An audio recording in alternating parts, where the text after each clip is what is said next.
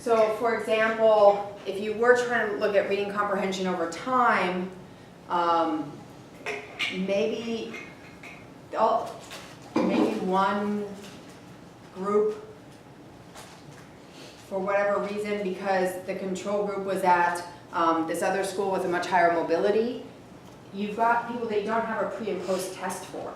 And normally when we don't have a pre and post test for somebody, they get dropped from the study, right? So when we're doing these where we have a measurement, so we've got our measurement, we do our treatment, and then we measure again, we need both of these data points to make conclusions. And so, so what can happen in schools is maybe they missed this one because they were absent, and then maybe they missed somebody, others will miss this one because they're absent.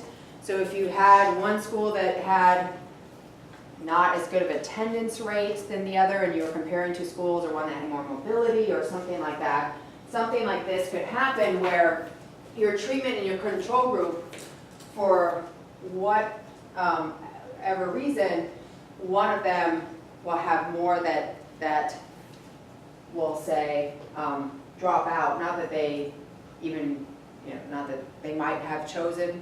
It could be that they do opt out, or it could just be that you don't have data points on them. Does that make sense? Selection maturation interaction. This is just that participants were different on maturation. It just happened to be that you selected two groups and one group was more mature than the other. And that can happen. Has anybody, which book is it? Read the book Outliers? I think it's in, Maximum Gladwell has this whole thing about maturation and how important it is. And that in schools, because a year is such a huge portion of so if you have a kindergartner, right, that comes in and they've just turned 5, and you have a kindergartner come in and they're going to turn 6 in 2 weeks, there's a huge difference. And what happens is we often mistake maturation for skill or ability. And so what he goes through and does, because in other countries, for example, hockey is based off of, are you 12 and under? And there it's in the calendar year. And so what he does is he replays the champion hockey game with their birth dates. And it goes January 22nd passes to February 2nd, who passes to January 18th, who passes to February 23rd, who passes to March 3rd, who passes to January 4th, who passes to February 5th, who passes to March, and there's nobody, and that goes beyond the first 3 months of the year, 4 months of the year. And so you replace the names of the people in the commentary with their birth dates. Because when they were little and they all started hockey, those boys that were essentially a year older than the other boys looked like they had more skill, right? Because they could control their bodies a little better. And they could, because an almost 6-year-old boy out on the ice versus a 5-year-old boy on the ice, and then they got tracked, and then in the end, so even small amounts of maturation makes a big difference. And I can, anybody with young kids, it's amazing, right? My sister's daughter's 2 months younger than mine, and then her other daughter's 4 months younger than my youngest. And there are times that we can see the difference between those 2 and 4 months readily apparent. But then later, we put them together and it's like a year. A lot can happen in a year. So some of these threats might seem pretty far-fetched, but you could happen to have one kindergarten class where the average age is like 5.3 months, and another kindergarten class that the average age is, 5.9 months, and those classes might be very different based off that. Okay, so let's see where we are. I think I'm going to go through this a little faster because I know we're going to want to eat. So here are some things that can also happen for threats to internal validity. One of them is treatment diffusion. Control group seeks access to the treatment. So this can happen especially in schools. Let's say you're doing, did somebody have like yoga and like you were talking about like doing meditation with one group and not the other? What else might be really cool that you're doing with a group of students that the other group might want access to? Physical exercise before taking a test is something I've heard about, or like we could do some jumping jacks or some running things to get the blood flowing. And they get the blood throwing. Because what happens is that if the control group happens to be in the same school as the experimental group, they might see that the experimental group is getting something and think, that looks like a good idea. I want to do that too. And let's say you've got twins or brothers and sisters or cousins or best friends or whatever, and one is in the control group and one is in the treatment group, and they get home at night and and they share, and the one in the control group says, we're doing meditation, I'll show you how to do it. And the other one goes, this seems really cool, I'm going to do it too. That's cute. It could be really cute. I know, it's really hard, but this sometimes happens, that they see the other group getting something and then they seek it themselves. They get on their phone and, you know, at older grades, oh, maybe I need a meditation app, right? Compensatory rivalry. This is where the control group works harder to make up for not being placed in the treatment group. So there's some kind of enviness, or you know, they see that the treatment group is getting something and then they work harder to make up for it. Not because they know it's a part of your study, but just inherently they feel a rivalry. Now here's another one, right?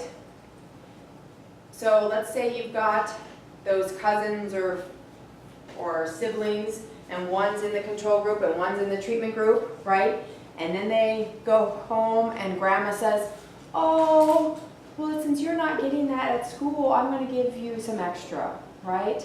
Oh, you're not getting to do meditation at school and Bobby Sue is? Well, you know, here you go. And then demoralization of the control group. The control group performs worse because they're discouraged and they're really bummed out that they didn't get the treatment. So these are all things that can happen, especially in schools, because a lot of times our control group and our treatment group, at other points in time, they're interacting with each other, and they see each other, and they can see what one another is getting. And so these are some things that can kind of happen.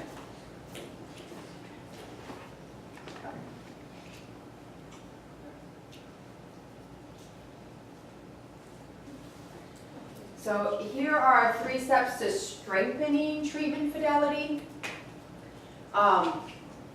So treatment fidelity is another threat to internal validity. And what treatment fidelity is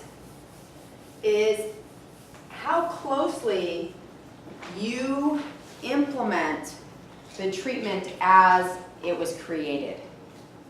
Okay? And so that's what treatment fidelity is. And I'll give an example of when I've seen this be a problem. I was supposed to be doing, well, this is what I was doing. I was doing behavioral observations. And I was at a school, a local school, who they were supposed to be using this specified curriculum. And it happened to be a curriculum that I was trained in, but I was really there to look at these kindergartners and first grade behavior. But since I knew how that treatment was supposed to be delivered, how that curriculum was supposed to be delivered, yes, the teacher was using some of the materials from that program. But since I had been trained and I know, they explained to me why the program was set up the way it was when I got my training, right? This is why we do this way. So for example, one little thing about this particular curriculum, and I'm not touting this curriculum, I'm just saying it was designed for a reason in a certain way, and it was not being implemented in that certain way. So for example, one of the things of the curriculum was that you were supposed to pose the question and then call on somebody, so that everybody in the room has to think up the answer. And that's a big part of instruction. Because if I lets you know, right? If I say, Roxanne, I'm gonna call on you, and then I pose a question, what is everybody else doing? Nothing. Nothing. They're thinking, oh, you know, on my way home, maybe I could stop. If I have enough time, I could go to the grocery store. And you are doing all the cognitive demand. Whereas, if I pose a question, and then I'm going to pull a question out of, you know, I was going to say toothpicks, but thumb depressors, right? And it's going to have somebody's name on it, and it could be any of you, then all of you have to do the cognitive work. Because it, you know, it could be Reeve, so she's got to have the answer. And so because of that, I knew that program, the problem with this is that teacher at the end of the year could say, this program did not work for my students, right? Like, so let's say at the end of the year she said, this program is not a good reading curriculum. It doesn't work. Well, you totally did it wrong. And you took away some of the key elements that the people who wrote it said, this is the reason this is going to work. And that is treatment fidelity. So treatment fidelity in some of these other things, so like let's say, you know, meditation, because that's come up. What if you were doing a study across 5 classrooms and 3 of the classrooms teachers decided to short it by 15 minutes each time or something? Because they just thought, we don't need to spend that much time on it. Well then, they didn't really deliver the treatment as it was designed. So this is a big thing, especially in education, because a lot of times we're trying to see if programs work. But the first thing we need to do before we can tell if the programs work is we need to check to see if it was implemented as it was supposed to be implemented. And that's one of the number one things that can, you know, kind of go wrong. So there's some things about this, you know, the more specificity we have in what our dependent and independent variables are, how everything's structured, the clearer we can be about what our expectations are. If we can train extensively to ensure that treatment is delivered as it's intended.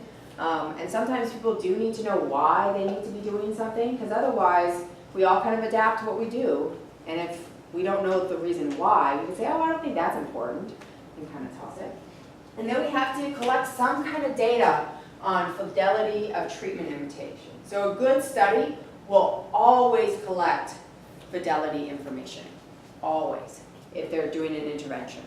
And so these are things like if you were doing a reading intervention, you would collect things like how many sessions did students actually get. Because we could have a crazy year where we had all these snow days, right? And something happened. How many lessons did they actually get through? We would have people go and observe and say, is the teacher actually delivering it the way it's intended? So all of those would be ways that we collect data on the fidelity of the treatment. Does that make sense? Mm-hmm. Okay. Any questions about treatment fidelity? It almost can't be overstated. Because this happens all the time, and then we draw these conclusions of like, that program doesn't work. Well, it doesn't work because you only implemented half the program in the wrong way. Okay, so we're going to do that later. I have a quiz. We can do that at the end. Okay. This is the quiz. I'll pass it out so you can do all of that. Okay. So some things, again, that we can do to reduce threats to validity. Use each other, right? Because we also might have biases that we don't realize we're bringing in. They can do strengths and weaknesses. Of course, we talked a lot about how data has to align with our research questions. If our study isn't aligned between, then we can't actually answer our research questions. If the data we collect is not tightly aligned to our research question, then we can't actually answer it. Triangulate data sources, what does that mean? What does it mean to triangulate? Using mixed methods. It could be mixed methods, but there's a kind of a broader, what does it mean to triangulate? Sources, making sure you're pulling data from different types of, that word, what's the word I'm looking for? Methods? Oh wait, that's what Alex just said. So it's methods, but it's more that, no, you're right, because you're going to collect data from different sources. So this would be, instead of just interviewing students, if I'm doing a case study, I might interview teachers, and I might interview administrators, and I might interview parents as well as students to get this. But it also might mean that I do observations, I do interviews, I do, as well as, some other information. Okay, well, we don't need this, right? Record data accurately without bias. We'll all try to work on that. Embed fidelity checks. So you want to check to make sure your study's being implemented. You want to make sure your intervention's being implemented the way it should. Thoroughly describe the setting and study so that when other people read it, and engage in continuous and ongoing reflection so you can make those adaptations as you go.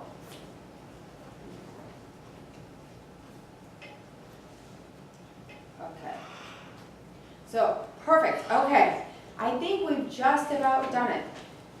I'm going to turn this off just to kind of jog your brain. We're going to do a quick quiz on internal validity, and then it'll be break time, and then we can talk about applying it to your own studies.